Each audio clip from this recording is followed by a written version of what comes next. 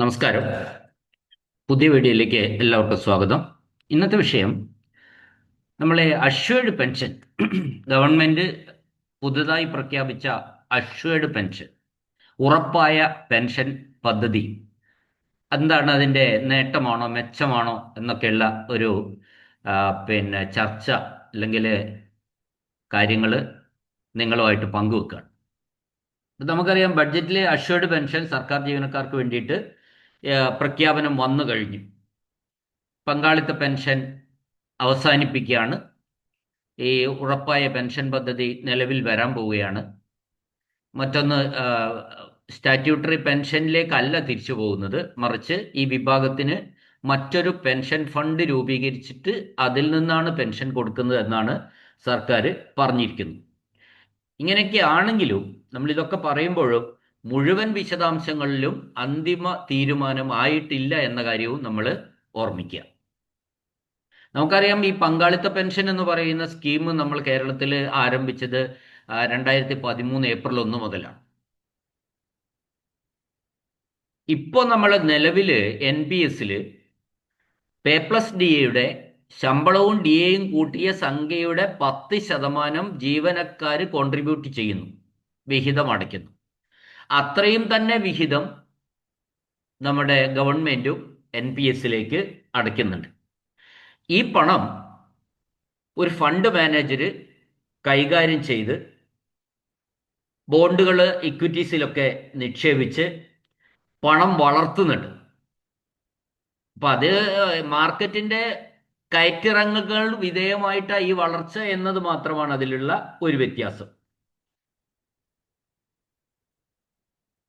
രണ്ടാമത്തെ കാര്യം എന്താണെന്ന് വെച്ചാൽ, ഈ അങ്ങനെ ഫണ്ടുകളിൽ നമ്മൾ നിക്ഷേപിക്കുമ്പോൾ, മറ്റ് ഇത്തരത്തിലുള്ള ഫണ്ടുകളിൽ NPSന്റെ ഫണ്ടുകളിൽ നിക്ഷേപിക്കുമ്പോൾ പണം നമ്മൾ ഗവൺമെന്റും അടയ്ക്കുന്ന കോൺട്രിബ്യൂഷൻസ് അവര് മറ്റൊരു രീതിയിൽ നിക്ഷേപങ്ങളൊക്കെ നടത്തിയിട്ട് ഈ ഫണ്ടുകൾ മൊത്തത്തിൽ നമ്മളുടെ നമുക്ക് കിട്ടേണ്ട ആനുകൂല്യങ്ങളിൽ അല്ലെങ്കിൽ പലിശ അല്ലെങ്കിൽ ഈ ബിസിനസ്സിൽ നിന്ന് കിട്ടുന്ന ലാഭം കൂട്ടാൻ വേണ്ടി ഈ ഫണ്ട് മാനേജർമാർ ശ്രമിക്കുന്നുണ്ട് എന്ന കാര്യമാണ് ഞാൻ പറഞ്ഞത്. NPSന്റെ ഒരു പ്രത്യേകത എന്ന് വെച്ചാൽ, NPSൽ 2 കോൺട്രിബ്യൂഷനും നിർബന്ധമായിട്ട് അതാത് മാസം അടയ്ക്കണം, ബുക്ക് ട്രാൻസ്ഫർ ഒന്നും പോരാ. ആ, പിന്നെ എന്നാൽ ഇപ്പോൾ അഷ്വേർഡ് പെൻഷനിൽ പുതുതായിട്ട് വന്ന ഈ സ്കീമിലും 10% ജീവനക്കാർ അടയ്ക്കണം എന്ന കാര്യത്തിൽ മാറ്റമില്ല. സർക്കാർ വിഹിതവും 10% ഉണ്ടാവുമെന്നാണ് പറഞ്ഞിരിക്കുന്നത്. അങ്ങനെ ജീവനക്കാരടയ്ക്കുന്ന 10%വും സർക്കാർ അടയ്ക്കുന്ന 10%വും കൂട്ടിച്ചേർത്തിട്ട് ഒരു പെൻഷൻ ഫണ്ട് രൂപീകരിക്കും. ആ പെൻഷൻ ഫണ്ടിലേക്ക് മാറ്റിയിട്ട് ആ പെൻഷൻ ഫണ്ടിൽ നിന്നാണ് പെൻഷൻ കൊടുക്കുക എന്നാണ് പറഞ്ഞിരിക്കുന്നത്.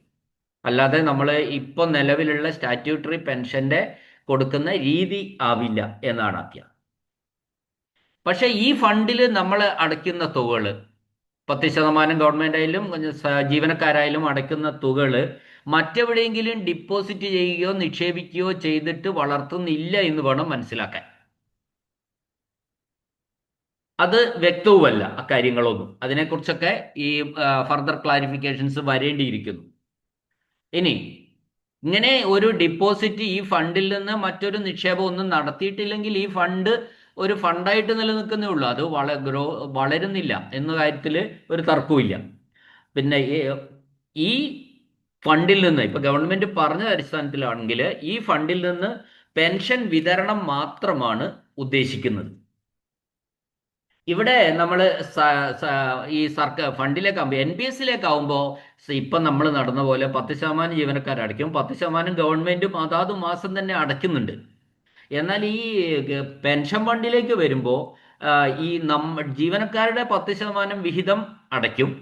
എന്നാൽ സർക്കാർ വിഹിതം 10% അത് അഡ്ജസ്റ്റ്മെന്റ് ട്രാൻസ്ഫറിലൂടെ നടത്തുക മാത്രമാണോ എന്ന് ചെയ്യുന്നത് വ്യക്തമല്ല. കാരണം ഇപ്പൊ GPF നടക്കുന്ന പോലെ. അപ്പൊ നമ്മൾ സർക്കാർ ആ സമയത്ത് പണം അടയ്ക്കേണ്ട, കണക്കിൽ അക്കൗണ്ടിൽ സെറ്റിൽ ചെയ്തിട്ട് പണം പെൻഷൻ കൊടുക്കേണ്ട ആവശ്യം വരുമ്പോൾ മാത്രം കൊടുക്കുന്ന ഒരു ആവാനാണ് സാധ്യത. അപ്പോൾ സർക്കാരിനെ സംബന്ധിച്ച് അതാത് മാസങ്ങൾ അടയ്ക്കേണ്ട തുകയിൽ ഒരു താൽക്കാലിക ആശ്വാസം, അത് സ്ഥിരമായിട്ട് ആശ്വാസം കിട്ടില്ല, കാരണം അതൊരു കടം പോലെ പ്രവർത്തിക്കും. അപ്പോൾ ഇപ്പൊ തൽക്കാലം കടമായാലും കുഴപ്പമില്ല, കാരണം കൊടുക്കേണ്ട സമയത്ത്, പെൻഷൻ കൊടുക്കുന്ന സമയത്ത് ഈ പെൻഷൻ കൊടുത്താൽ മതി, അവർക്ക് കൊടുത്തു തീർത്താൽ മതി.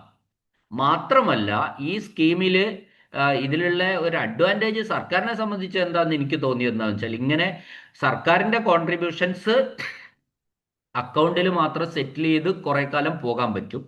രണ്ടാമത്തെ കാര്യം, ഒരുപാട് ജീവനക്കാരെ ഈ 2013 ശേഷം കയറിയവര് ഒരുപാട് റിട്ടയർ ചെയ്യാൻ ആയിട്ടില്ല. അവരെ സംബന്ധിച്ച് മിക്കവാറും പേര് ചെറുപ്പക്കാരാണ്, സർവീസിൽ കയറി അധികം ആവാത്തവരാണ്, 60 വയസ്സ് വരെ പോകാലോ. അപ്പോൾ അപ്പോഴേക്ക് ഈ ഫണ്ടിന്റെ ഒരു വലിപ്പം കൂട്ടി കൊണ്ടുവരാൻ വേണ്ടി കഴിയും. പക്ഷെ അതിന്റെ ഒരു ഇമ്പാക്റ്റ്, ഒരു എന്താ പറയണ്ടേ, എല്ലാവർക്കും പിന്നെ പെൻഷൻ കൊടുക്കേണ്ട ഒരു കാലഘട്ടം വരുമ്പോഴേക്കും മാത്രമേ ഇതിന്റെ ഒരു പിന്നെ അത് എത്രത്തോളം പിന്നെ സർക്കാരിന് ഈ ഫണ്ടിന് ബാധ്യത വരും എന്ന കാര്യത്തിലേക്ക് വരുള്ളൂ. കാരണം ഇപ്പം വളരെ കുറഞ്ഞ ആൾക്കാർ, സർവീസ് വളരെ കുറഞ്ഞവരും മാത്രമേ റിട്ടയർ ചെയ്യുന്നുള്ളൂ. 13 ശേഷമാണല്ലോ ഇത് തുടങ്ങിയത്. അപ്പോൾ 13 ശേഷം സർവീസ് കയറിയവര് ഭൂരിഭാഗം പേരും റിട്ടയർ ചെയ്യാനൊന്നും ആയിട്ടില്ല. എന്നാൽ കോൺട്രിബ്യൂഷൻ അതിലേക്ക് പിന്നെ ഇപ്പോൾ ജീവനക്കാരുടെ കോൺട്രിബ്യൂഷൻ കൃത്യമായിട്ട് അടയ്ക്കുകയും ചെയ്യാം. അപ്പോൾ ആ പെൻഷൻ ഫണ്ടിനെ സംബന്ധിച്ചിടത്തോളം ഈ സമയത്ത് ഏർലി സ്റ്റേജിൽ വലിയ ബാധ്യതകൾ ഒരു ബേർഡനായിട്ട് വരില്ല എന്നതാണ് ഒരു സത്യം. അത് തീർച്ചയായിട്ടും സർക്കാരിനെ സംബന്ധിച്ചിടത്തോളം വലിയ ആശ്വാസവുമാണ്. ഇനി നമ്മൾ പിന്നെ നിലവിലുള്ള സ്റ്റാറ്റ്യൂട്ടറി പെൻഷന്റെ ഒരവസ്ഥയും പറഞ്ഞാൽ, നിലവിലുള്ള സ്റ്റാറ്റ്യൂട്ടറിയിൽ അവസാനത്തെ 10 മാസത്തെ ശമ്പളത്തിന്റെ ശരാശരിയുടെ എടുക്കുക. ആ ശരാശരിയുടെ പകുതി 30 വർഷം സർവീസ് ഉണ്ടെങ്കിൽ പെൻഷനായിട്ട് കിട്ടും. 30 വർഷം സർവീസ് ഉണ്ടെങ്കിൽ അവർക്ക് പകുതി പെൻഷനായിട്ട് കിട്ടും. ഇപ്പോൾ ഒരു ഉദാഹരണത്തിന് 30,000 രൂപയാണ് ഇപ്പോൾ ബേസിക് പേ മാത്രമാണ് കേട്ടോ. ബേസിക് പേ എങ്കിൽ, ഒരു ജീവനക്കാരന്റെ അടിസ്ഥാന ശമ്പളം അഥവാ ബേസിക് പേ 30,000 രൂപയാണെങ്കിൽ അയാൾക്ക് 30 വർഷം സർവീസ് ഉണ്ടെങ്കിൽ കൃത്യമായിട്ട് 15,000 രൂപ അയാൾക്ക് പെൻഷൻ കിട്ടും. എന്നാൽ അയാള് 20 വർഷമേ അയാൾക്ക് സർവീസ് ഉള്ളെങ്കിൽ ഈ 15,000-നെ നമ്മൾ 20/30 കൊണ്ട് ഗുണിക്കണം, അതേ കിട്ടുള്ളൂ. അങ്ങനെയെങ്കിൽ അയാൾക്ക് 10,000 രൂപ മാത്രമേ പെൻഷൻ കിട്ടുള്ളൂ. 30 വർഷം സർവീസ് ഉണ്ടെങ്കിൽ 30,000 രൂപ ബേസിക് പേ പിരിയുമ്പോൾ അവസാനത്തെ 10 മാസത്തെ ശരാശരി, ഈ ശരാശരി എന്ന് പറയുന്നത് എല്ലാവർക്കും അറിയായിരിക്കും, അതിൻ്റെ ഇടയ്ക്ക് ഇൻക്രിമെന്റോ ഗ്രേഡോ ഒക്കെ വന്നു കഴിഞ്ഞാൽ കുറച്ചുകൂടി മെച്ചാണ്, അതുകൊണ്ടാണ് അങ്ങനെ പറയുന്നത്. അപ്പോൾ 30,000 രൂപയാണെങ്കിൽ 30 വർഷം സർവീസ് ഉണ്ടെങ്കിൽ കൃത്യം പകുതി കിട്ടി, 50% കിട്ടും. എന്നാൽ അയാൾക്ക് 20 വർഷത്തെ സർവീസേ ഉള്ളൂ എങ്കിൽ ഈ 15,000-ത്തെ വീണ്ടും 20/30, അല്ലെങ്കിൽ 15,000-ത്തെ നമ്മൾ 30/30 കൊണ്ട് ഗുണിച്ചാൽ മതി. 30/30 കൊണ്ട് ഗുണിക്കുക എന്ന് പറഞ്ഞാൽ 1 കൊണ്ട് ഗുണിക്കുക എന്ന് പറഞ്ഞാൽ 15,000 തന്നെ. എന്നാൽ 20 വർഷം സർവീസേ ഉള്ളെങ്കിൽ 20/30 കൊണ്ട് ഗുണിക്കുമ്പോൾ അത് 10,000 രൂപയായിട്ട് കുറയാണ് പെൻഷൻ. അപ്പോൾ അവിടെയും നമ്മളെ സ്റ്റാറ്റ്യൂട്ടറി പെൻഷനിലും സർവീസ് കുറയുമ്പോൾ പെൻഷന്റെ തുക കുറയുന്നുണ്ട് എന്ന കാര്യമാണ്.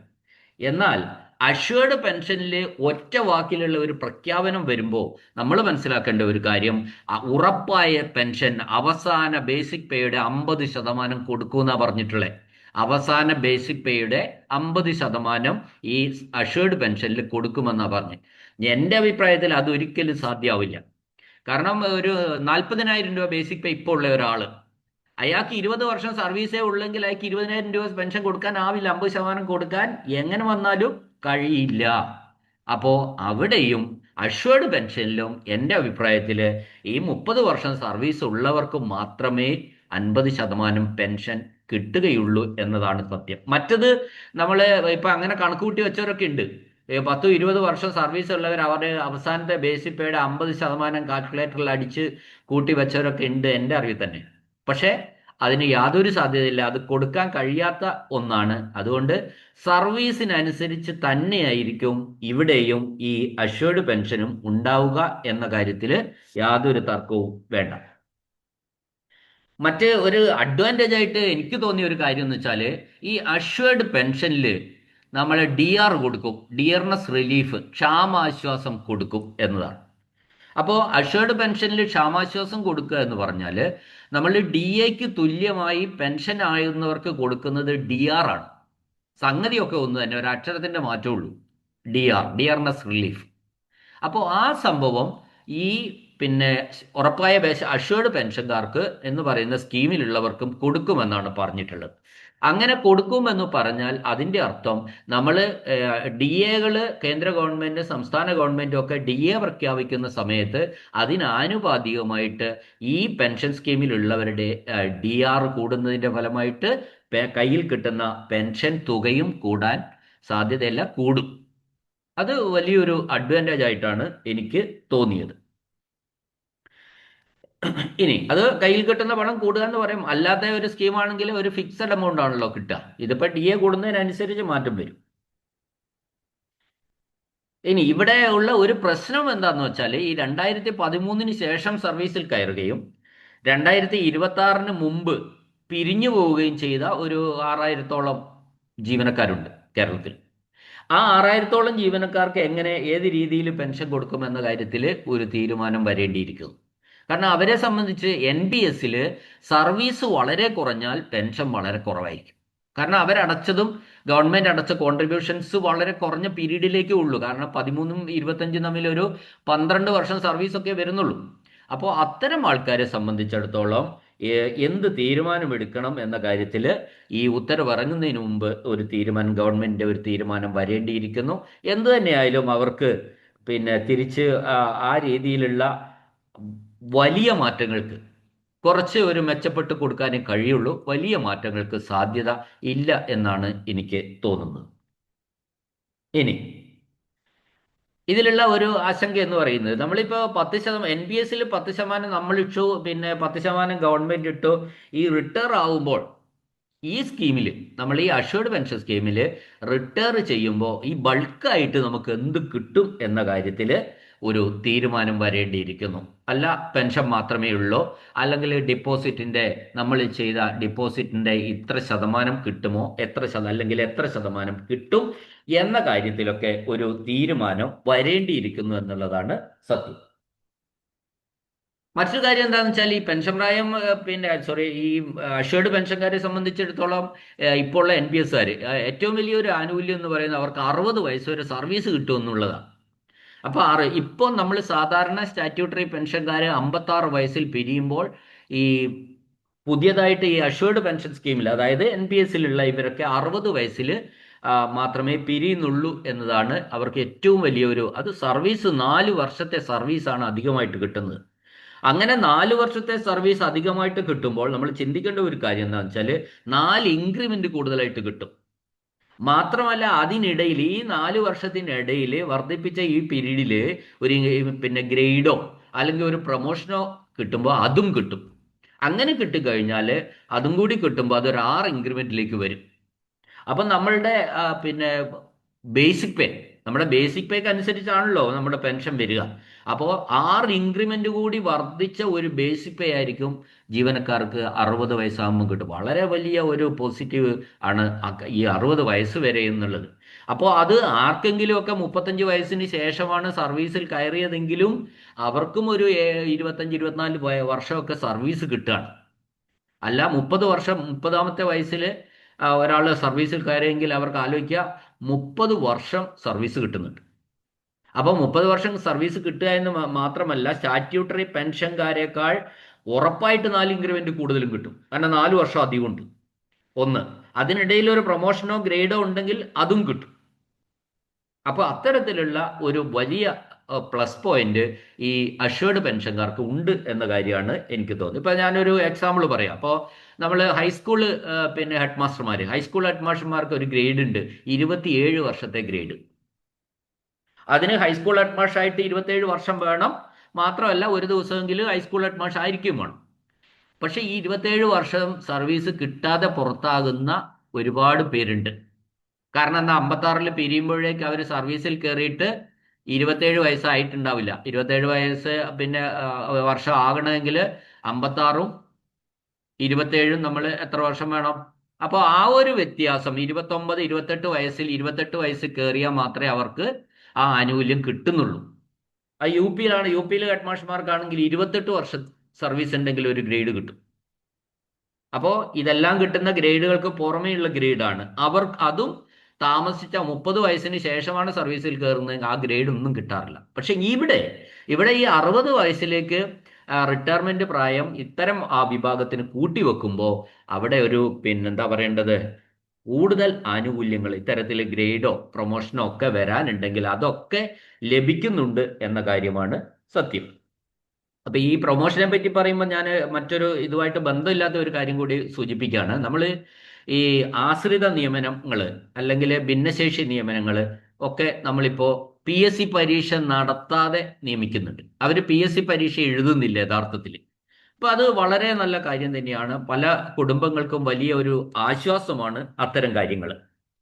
പക്ഷെ അവിടെയുള്ള ഒരു പ്രശ്നം എന്താന്ന് വെച്ചാല്, ഈ ഇത്തരം വിഭാഗത്തിൽ നിന്ന് വരുന്ന ഭൂരിഭാഗം ജീവനക്കാരും ഏകദേശം ഒരു 22 വയസ്സോടുകൂടി അവർ സർവീസിൽ പ്രവേശിക്കുകയാണ്.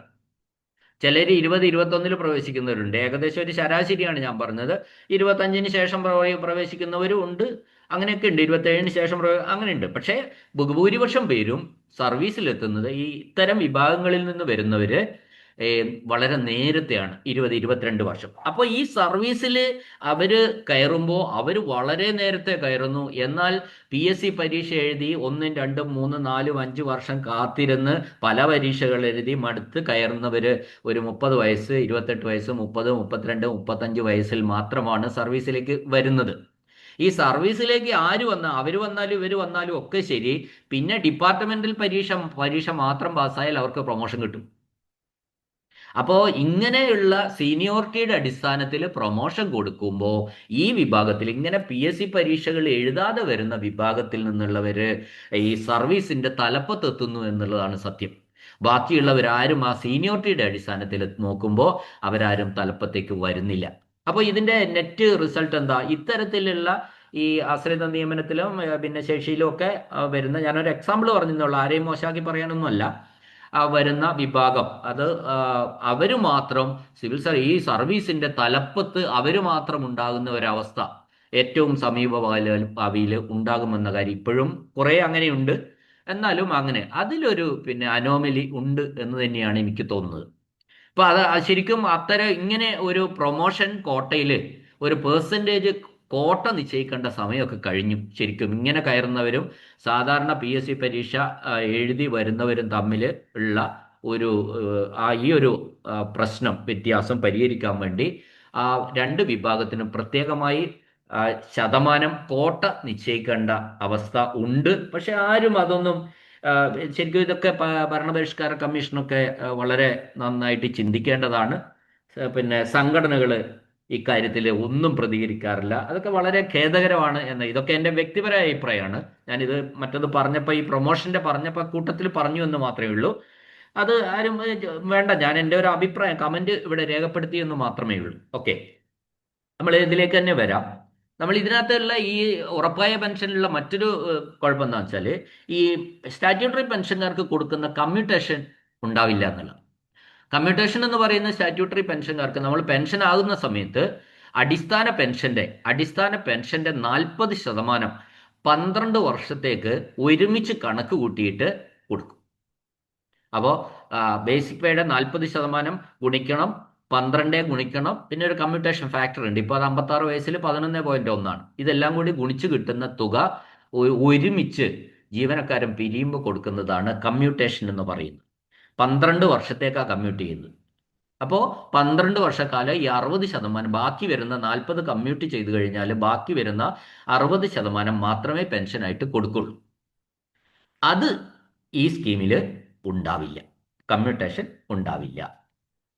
ഇനി രണ്ടാമത്തെ എന്താണെന്ന് വെച്ചാൽ, വേറൊരു ഓരോ പോയിന്റുകളാണ് ഞാൻ പറയുന്നത്. NPS ഇപ്പൊ തമിഴ്നാട്ടിലാണെങ്കിൽ NPS നിലനിർത്തിക്കൊണ്ടാണ് ഈ അഷ്വേർഡ് പെൻഷൻ പദ്ധതി വന്നത്. NPS വേണ്ടവർക്ക് അപ്പോൾ ഓപ്ഷൻ ഉണ്ട്. NPS തുടരേണ്ടവർക്ക് NPS തുടരാം, അല്ല വേണ്ടാത്തവർക്ക് അങ്ങനെ ഒരു ഓപ്ഷനിലാണ് ഈ തമിഴ്നാട്ടിൽ വന്നത്. അപ്പൊ ഇവിടെ എന്താണ് എന്ന് പറയാൻ ചിലപ്പോൾ ഓപ്ഷൻ തന്നേക്കാം, അല്ലെങ്കിൽ പൂർണ്ണമായിട്ടും നിർത്താം. അതിലേക്ക് ഒരു തീരുമാനം എത്തിയിട്ടില്ല. മറ്റൊരു കാര്യം എന്താണെന്ന് വെച്ചാൽ, ഈ ഫാമിലി പെൻഷൻ എത്രയാണ് കൊടുക്കുക എന്ന് അറിയേണ്ടിയിരിക്കുന്നു. നമ്മൾ നിലവിൽ സ്റ്റാറ്റ്യൂട്ടറി പെൻഷൻകാർക്ക് ഫാമിലി പെൻഷൻ എന്ന് പറഞ്ഞാൽ എന്താ? ഫാമിലി പെൻഷൻ എന്ന് പറയുന്നത് ഈ ജീവനക്കാരനോ അല്ലെങ്കിൽ പെൻഷനറോ, പെൻഷൻ ആയതിനു ശേഷമോ അല്ലെങ്കിൽ സർവീസിലുള്ള സമയത്തോ ഒരു ജീവനക്കാരൻ മരണപ്പെട്ടാൽ അവരുടെ കുടുംബത്തിന് ലഭിക്കുന്ന ഒരു ജീവനാംശമാണ് ഈ ഫാമിലി പെൻഷൻ എന്ന് പറയുന്നത്. അപ്പോൾ അത് എന്ന് പറയുന്നത് നമ്മൾ അവസാനത്തെ ബേസിക് പേയുടെ 30% ഇപ്പോൾ പെൻഷൻ, ഫാമിലി പെൻഷനായിട്ട് കൊടുക്കുന്നത്. അവസാനത്തെ ബേസിക് പേയുടെ 30%. അത് പെൻഷനേക്കാൾ കൂടാൻ പാടില്ല എന്നൊക്കെ ഉണ്ട്. മാത്രമല്ല അത് കാലാകാലങ്ങളിൽ പരിഷ്കരിക്കുകയും ചെയ്യും. എന്നാൽ തമിഴ്നാട്ടിൽ ഈ മോഡൽ വന്നപ്പോൾ അവിടെ ഫാമിലി പെൻഷൻ കൊടുക്കുന്നത് എങ്ങനെയാന്ന് വെച്ചാൽ, പിന്നെ നിലവിൽ ജീവനക്കാരൻ വാങ്ങിക്കൊണ്ടിരിക്കുന്ന പെൻഷനായി മരണപ്പെട്ടാലാണ് വാങ്ങിക്കൊണ്ടിരിക്കുന്ന പെൻഷന്റെ 60%. പെൻഷന്റെ 60%മാണ് അവിടെ ഈ ഫാമിലി പെൻഷനായിട്ട് കൊടുക്കുന്നത്. അതാണ് അതിൽ ഇപ്പോൾ 18,000 രൂപ പെൻഷൻ വാങ്ങുന്ന, ഉദാഹരണം 18,000 രൂപ പെൻഷൻ വാങ്ങിക്കൊണ്ടിരിക്കുന്ന ഒരു പെൻഷനർ മരണപ്പെട്ടു. അങ്ങനെ മരണപ്പെട്ടാൽ അദ്ദേഹത്തിന്റെ ആ 18,000ന്റെ 60% പിന്നെ ഫാമിലിക്ക് കിട്ടുക. ആ 60% എന്ന് പറയുന്നത് 10,800 രൂപയാണ്. 10,800. അപ്പൊ ആ രീതിയിലാണ് തമിഴ്നാട്ടിൽ ഒരു തീരുമാനം വന്നത്. ഇവിടെ നമ്മളെ കാര്യത്തിൽ ആ തീരുമാനം വരേണ്ടിയിരിക്കുന്നു. മറ്റൊരു പ്രത്യേകത എന്താണെന്ന് വെച്ചാൽ NPS ഇതുവരെ അടച്ച പണം പിൻവലിക്കില്ല. അവസാനം കിട്ടുന്ന പണത്തിന്റെ, ഇതുവരെ പിൻവലിക്കാതെ അവസാനം കിട്ടുന്ന പണത്തിന്റെ ഒരു ഭാഗം ഈ സംസ്ഥാനത്തിന്റെ പുതിയതായിട്ട് വരുന്ന പെൻഷൻ ഫണ്ടിലേക്ക്, ഒരു ഭാഗം മാത്രമാണ് കേട്ടോ, മാറ്റാനുള്ള ആലോചനയും ഉണ്ട്. ഇനി അപ്പോൾ NPSന്റെ ഗുണവും ഈ പുതിയ പെൻഷൻ സ്കീമിന്റെ ഗുണവും ദോഷമൊക്കെയാണ് ഞാൻ പറഞ്ഞത്. നമ്മൾ ഇതിൽ ഈ അവസാനം NPS നിലനിർത്തിയാൽ ഏത് സ്വീകരിക്കണം എന്ന് ചോദിച്ചാൽ, ഈ സർവീസ് കുറവുള്ളവരെ സംബന്ധിച്ചിടത്തോളം അതിൽ രണ്ട് ചിന്തയ്ക്ക് പ്രസക്തിയില്ല. ഇതിപ്പോ നമ്മൾ ഈ കാര്യം പറയുന്നത് എങ്ങനെയാ? കേരളത്തിൽ ഒരു ഓപ്ഷൻ നൽകുകയാണ്. അതായത് NPS തുടരേണ്ടവർക്ക് തുടരാം, അല്ലെങ്കിൽ NPS നിർത്തുന്നവർക്ക് നിർത്താം എന്നൊരു ഓപ്ഷൻ വന്നാൽ മാത്രമുള്ള കാര്യമാണ് ഇപ്പോൾ പറയുന്നത്. അപ്പൊ അതില് പിന്നെ നമ്മൾ ചിന്തിക്കേണ്ട ഒരു കാര്യം, സർവീസ് കുറഞ്ഞവർ ആണെങ്കിൽ NPS അവർ തുടരാതിരിക്കുന്നവരാണ്. തീർച്ചയായിട്ടും അങ്ങനെ തന്നെയാണ്. സർവീസ് കുറവുള്ളവർക്ക് ഏറ്റവും നല്ലത് നമ്മളുടെ പുതിയ അഷ്വേർഡ് പെൻഷൻ സ്കീമാണ് എന്ന കാര്യത്തിൽ തർക്കമില്ല. എന്നാൽ ഒരു 30 വർഷത്തിന് മുകളിൽ സർവീസ് ഉള്ളവർ, അത് അങ്ങനെയുള്ളവര്, ഞാനത് ഒരു നിർദ്ദേശമായിട്ട് പറയുന്നില്ല, മറിച്ച് അവര് തന്നെ അതൊന്ന് പഠിക്കണം എന്നാണ് എൻ്റെ അഭിപ്രായം.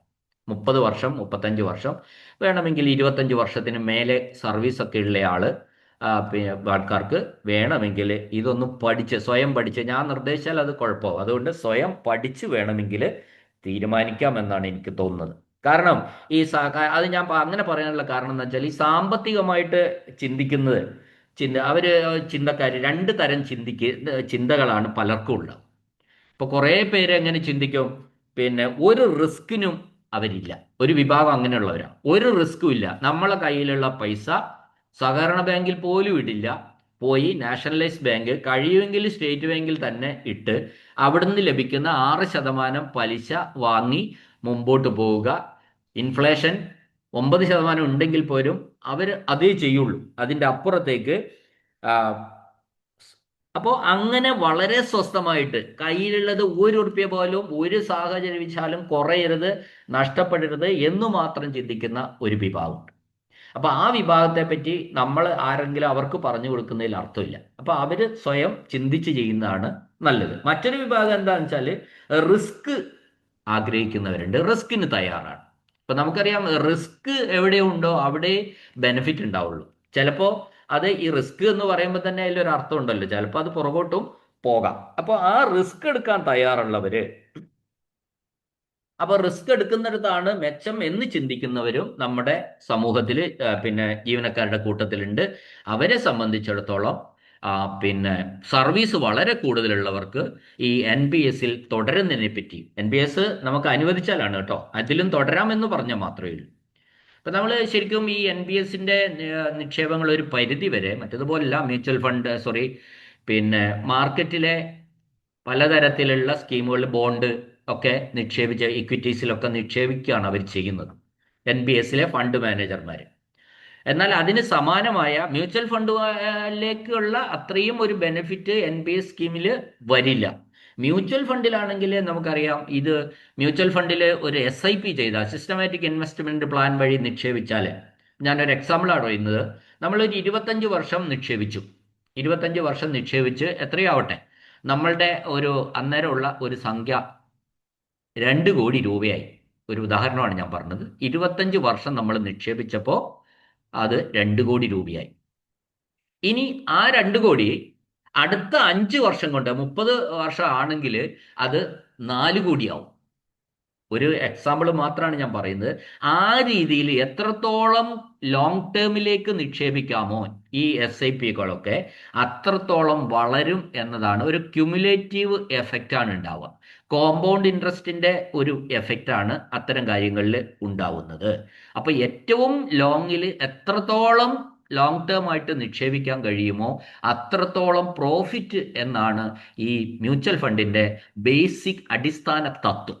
അപ്പൊ ഈ മ്യൂച്വൽ ഫണ്ടിന് അത്രത്തോളം വരില്ലെങ്കിലും സമാനമായത് തന്നെയാണ് NPSലെ സ്കീമുകളും. സമാനം എന്ന് പറയുന്നത് വലിയ അന്തരം ഒന്നും ഇല്ല, ചെറിയ അന്തരം. എന്നാലും മ്യൂച്വൽ ഫണ്ടുമായിട്ട് നമുക്ക് താരതമ്യപ്പെടുത്താമോ എന്ന് ചോദിച്ചാൽ അതിൻ്റെ രീതികളുമായിട്ട് നമുക്ക് താരതമ്യപ്പെടുത്താമെന്നാണ് എനിക്ക് തോന്നിയിട്ടുള്ളത്. അപ്പോൾ അതുകൂടി നമുക്ക് ആലോചനയിൽ വരാം. ആരും ഇങ്ങനെ എന്നെ ഇങ്ങനെ പിന്നെ രൂക്ഷമായിട്ട് വിമർശിക്കുകയോ ചീത്ത വിളിക്കുകയോ ഒന്നും വേണ്ട. ഇത് എൻ്റെ അഭിപ്രായങ്ങളാണ്. നിങ്ങളൊന്ന് ചിന്തിക്കാമെന്ന് മാത്രമാണ് ഇത്തരം ആൾക്കാരോട് ഞാൻ പറഞ്ഞത്. അപ്പോൾ അത് തന്നെ, അങ്ങനെ ചിന്തിക്കുന്നത് തന്നെ എങ്ങനെ വേണം, ഈ സർവീസ് കൂടുതലുള്ളവർ മാത്രമേ അങ്ങനെ അത്തരത്തിൽ ആലോചിക്കേണ്ടതുള്ളൂ. നമ്മൾ ഈ പറഞ്ഞതിൽ നിന്നൊക്കെ, ഇപ്പം ഞാൻ ഈ സ്കീമിനെ പറ്റിയൊക്കെ പറഞ്ഞു, ഈ പറഞ്ഞതിൽ നിന്നൊക്കെ ചെറിയ ചെറിയ മാറ്റങ്ങൾ എന്തായാലും വരാം. മാത്രമല്ല, ഇതൊക്കെ ഞാൻ പറഞ്ഞു, നമ്മൾ കേരളത്തിൻ്റെ ഒരു പിന്നെ നിലവിലൊരു പെൻഷൻ ഫണ്ട് രൂപീകരിച്ചു. അതിൽ നിന്ന് പെൻഷൻ കൊടുക്കാം, ഭാവിയിൽ മുഴുവൻ ജീവനക്കാർക്കും അതിൽ നിന്ന് പെൻഷൻ കൊടുക്കാം, NPS വേണ്ട എന്നൊക്കെ നമ്മൾ തീരുമാനിച്ച് മുമ്പോട്ട് പോകുമ്പോഴും നമ്മൾ ഈ NPS ഈ ഇപ്പം നിലവിലുള്ള ആൾക്കാർ, അതായത് 2013 ശേഷം റിട്ടയർ ചെയ്യേണ്ട, അല്ല സർവീസിൽ കയറിയവർ ബൾക്കായിട്ട് റിട്ടയർ ചെയ്യേണ്ട ഒരു കാലഘട്ടത്തിലേക്കൊക്കെ വരും നമ്മൾ. അതൊരു ഏകദേശം 2040 കാലഘട്ടത്തോളാണ് അങ്ങനെ വരിക. അവർ മാത്രം ഉണ്ടാകുന്ന, ഇപ്പോൾ സ്റ്റാറ്റ്യൂട്ടറിക്കാരില്ല, അവർ മാത്രം ഉണ്ടാകുന്ന ഒരു കാലഘട്ടം ഒക്കെ വരുമ്പോൾ മാത്രമാണ് ഈ പെൻഷൻ ഫണ്ടിന് അതിൽ നിന്ന് കണ്ടമാനം പണം കൊടുക്കാൻ വേണ്ടി വരും. അപ്പോൾ അന്നേരം എന്തെങ്കിലും സാമ്പത്തിക ബുദ്ധിമുട്ടുകൾ വരുമോ എന്നൊന്നും ഇപ്പോൾ നമുക്ക് പ്രവചിക്കാൻ കഴിയില്ല.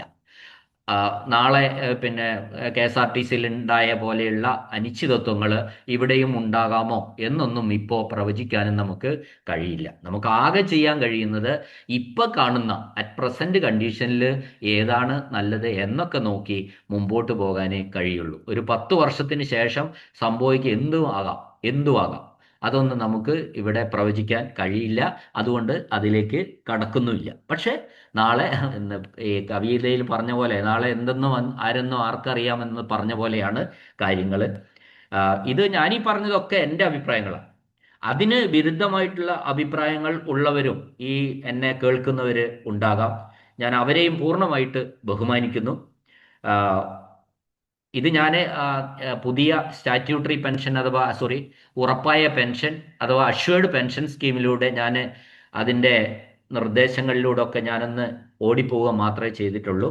നിങ്ങൾക്ക് പിന്നെ ഈ വീഡിയോ ഇഷ്ടപ്പെട്ടെങ്കിൽ ദയവായിട്ട് ഈ ചാനൽ സബ്സ്ക്രൈബ് ചെയ്യണം എന്ന ഒരു അഭ്യർത്ഥനയോടെ എന്നെ കേട്ട എല്ലാവർക്കും നന്ദി, നമസ്കാരം. മറ്റൊരു വിഷയവുമായിട്ട് വീണ്ടും കാണാം.